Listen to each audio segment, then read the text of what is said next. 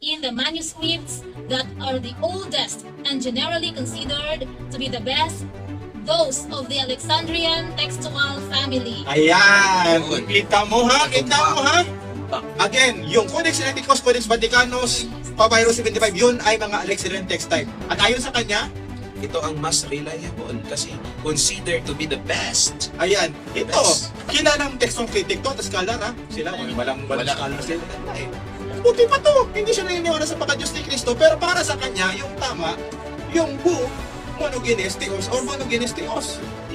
Ayan, paano yan? Kanina tayo maniniwala? Dito sa sinasabi ng scholar o dyan sa mga feeling scholar? Ayan.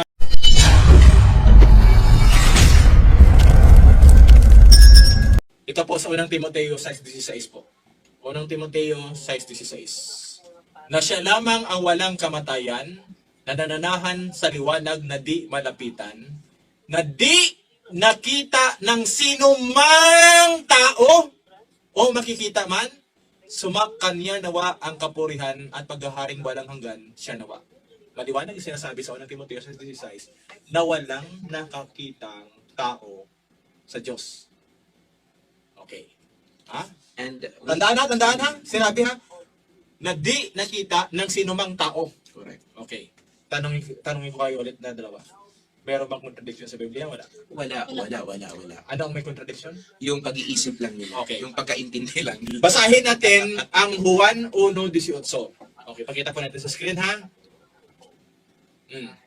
Sabi, Barjay, ka na mo basa.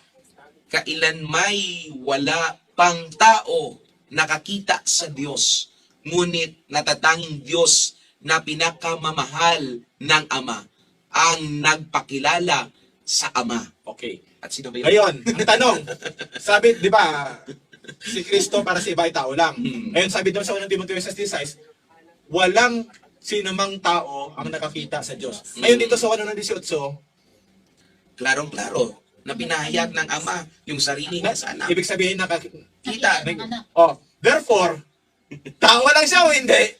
Hindi lang siya tao, Diyos talaga siya. Pag hindi nila pag tinutulan na, ibig sabihin may contradiction tong dalawang talatang to. Sino kaya nagsasabi doon? Ang unang sa 1 Timoteo 16, so 1:18. Ayan. Magpapalusot naman ang mga to. Maling salin na naman yan. Kasi meron kasing dalawang translation na sa John 1:18, meron kasing nakasulat na sa Greek yung monogenes theos, sinusuportahan ng Codex Sinaiticus at Codex Vaticanus at sa yung sa Papyrus 75 na merong different article na huho monogenes theos. Pero merong mga text na homogenes huios, o ibig sabihin na the only begotten son doon sa mga translation ng iba. Yun daw ang tamang sa atin. Mali daw yung yung sinasabi na na my God, kasi dapat son lang ang nakalagay. Ngayon, tingnan natin na ito kasi may papakita po tayo yung Papyrus 75 sa screen po. Ito po ang isa po sa ginagamit sa textual criticism at binavalue ng mga lahat ng mga biblical scholars, mga textual critic. Ito pong manuscript na 3rd century. Ayan po. Binilugan ko po sa taas, sa bandang itaas po. Binulugan ko po ng pula. At ang mga nakapag-aral po ng Greek, mababasa po ninyo yan. Makikita po yung nasa unahan parang maliit na yan po ay definite article. Tapos yung ang susunod ay monogenes. Tapos yung dalawang doon sa dulo, yan po ay secret names or tawag dito nomina sacra. Yung theos instead na ilagay yung buong word na theos. So, secret nomina sacra nilagay yung dalawang alphabet, dalawang Greek. Ayan, maliwanag yan na sumusuporta sa mga translation na God the only Son, hindi sa the only begotten Son, no? Ayan, that is 3rd century manuscript. At ang challenge ko sa Iglesia ni Cristo, sa lahat ng Iglesia ni Cristo ministers, magpakita kayo ng manuscript na mas earlier pa kaysa sa Papyrus 75. Wala sa may papakita eh. Kasi nandun sa atin lahat. Ayan. Maliban dyan, meron pa tayong Codex Sinaiticus at Codex Vaticanus, parehong 4th century manuscripts. At ang medyo matanda lang ng konti yung Vaticanus. At ang nakalagay ay monogenesticos. Wala nga lang article doon kasi nabasa ko, walang article. Ngayon, ano natin, Brother Benny, pag exit natin yung screenshot. Ayan, yung palusot nila, wala daw sa katandaan yan. Pag sabi nila, pag mali daw, mali, yun ang palusot ng kadibate ko dati na Iglesia ni Cristo minister dito noong October 20, 2017. Kasi inanapan ko siya, may mapakita ka bang manuscript na mas matanda pa dyan? Para sa may pakita. Yung pinakita niya, yung Jerusalem Bible na isa sa mga versions ng Catholic Church, nasabi ko, balik tayo sa original text kasi mamaya sagutin na din natin yan. Ito ay binabalikan natin ang original text kasi uulitin natin, walang 100% na perfect na translation. Kaya babalikan natin ang original text. Ayan. At uulitin ko, ang Catholic Church may mga biblical scholars. Ang Iglesia ni Cristo, wala. At nakita po ninyo yon sa pagbabasa pa lang ng Hebro, mali-mali na. Correct. Anong ginawa nila kay Abraham? Ginawa nilang Diyos. Ngayon, ginawa na nila upuan. Ayan. Ang Diyos. Sa Hebrews 1 na yun. Ngayon, ulitin natin. Yung sabi nila, wala daw sa katandaan kasi yung 3rd century manuscript na Papyrus 75, yung Codex Vaticanus, Codex Sinaiticus, yun ay nagpapakita ng monogenes theos, hindi homogenes huios. Sabi nila, wala daw sa katandaan yan. Ngayon, ang tanong, anong manuscripts ang dapat nating paniwalaan? Yung mga early or yung mga later na? Ito ito po ay aklat na isinulat ng isang biblical scholar na si Larry Furtado, The Earliest Christian Artifacts po. Ito po sa page 15. Sinasabi po niya dito, ayan, pakibasa Sister Rebecca yung lagyan ko po ng tanda.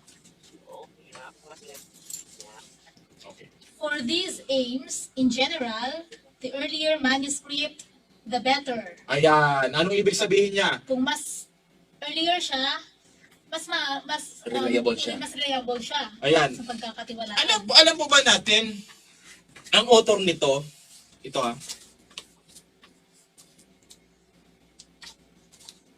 alam po ba natin, kilala po ba natin ang author nito? Si Bart Ehrman. Isa po sa mga kilalang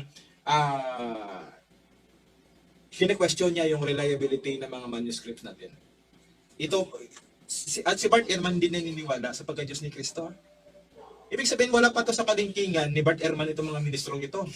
Dito sa kanyang aklat na Misquoting Jesus, alam po ba natin yung binanggit ko kanina ng mga manuscripts, katulad ng Codex Vaticanus, Codex Sinaiticus, yung Papyrus 75 na nasa Vatican Library, alam po ba natin na ito'y, meron kasi tayong mga text types ng manuscripts. Yun ay tinatawag natin na Alexandrian text type.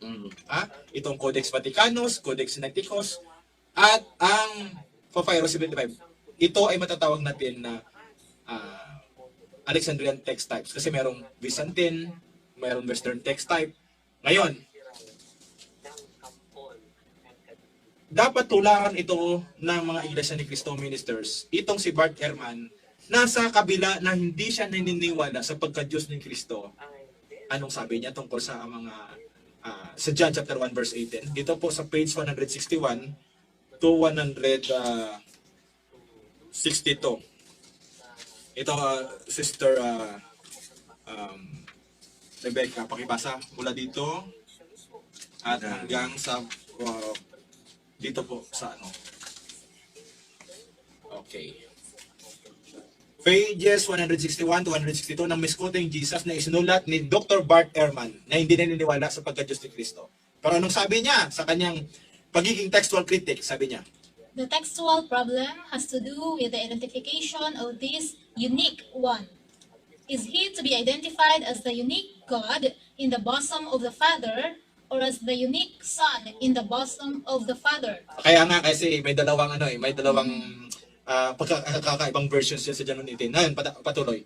It must be acknowledged that the first reading is the one found in the manuscripts that are the oldest and generally considered to be the best, those of the Alexandrian textual family. Ayan! Yun. Kita mo ha?